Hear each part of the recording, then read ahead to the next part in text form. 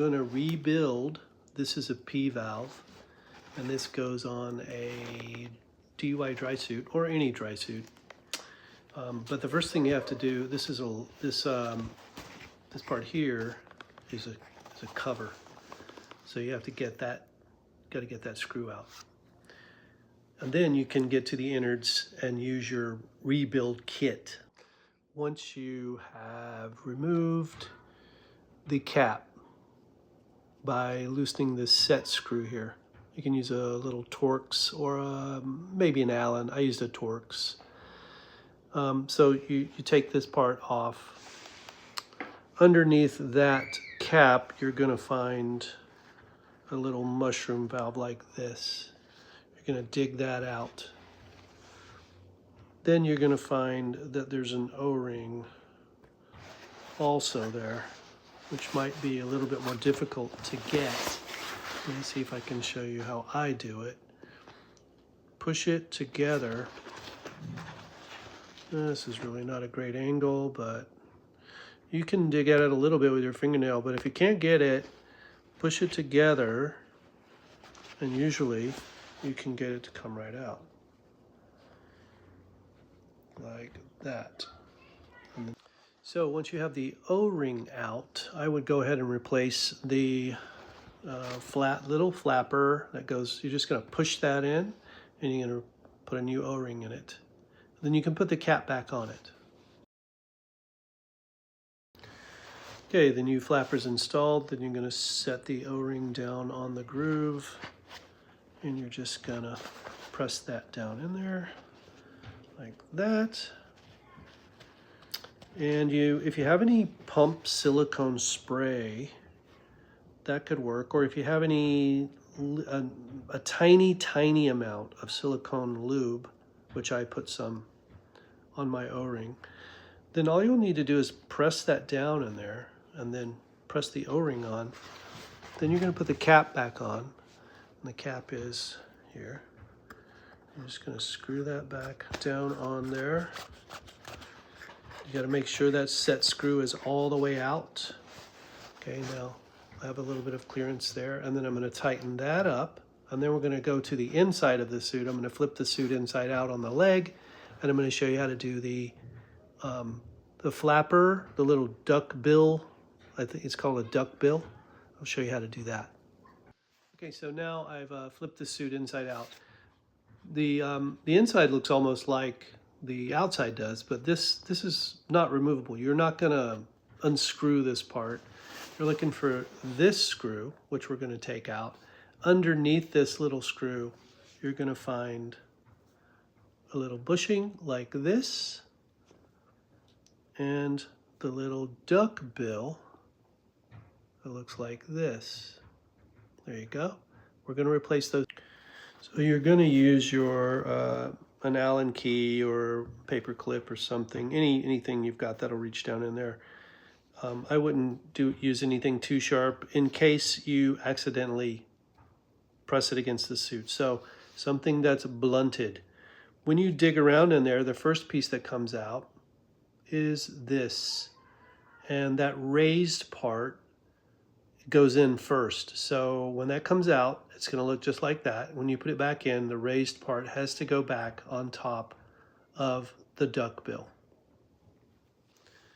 Okay, then you're going to go after this duck bill again using the same little Allen wrench that I used before, and I'm getting it out.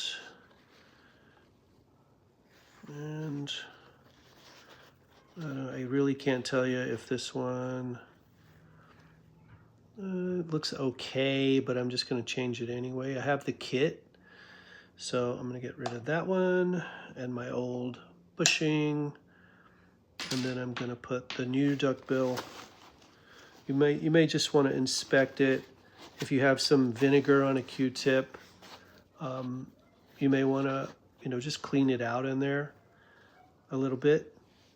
And again, if you rinse this each time after a day of diving, there's a little plastic bottle you can get that has a nozzle on the end of it.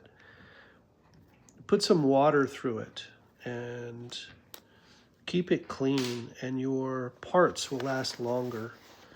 They're not very expensive to replace, and as you can see, it's not that difficult to replace. So we're putting the part back on top. The flat part of the bushing remains facing out. So we're just going to snap that back down in there and try to keep it flat. And then you're going to put the screw back in. This part is threaded right on the edge here, is threaded. So the set screw goes back inside. I don't know if you can see, my light is fading here. So we're going to push that back in there and turn it. And I can give it another shove if I think the white washer isn't down in there all the way. I don't know if you've ever seen these before, but these are scuba tools. We sell them at Hollywood Divers.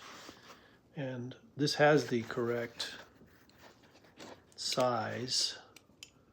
This particular P-valve is called a Light Monkey Tinkle Valve. But this is the correct size, and it's on the scuba tool.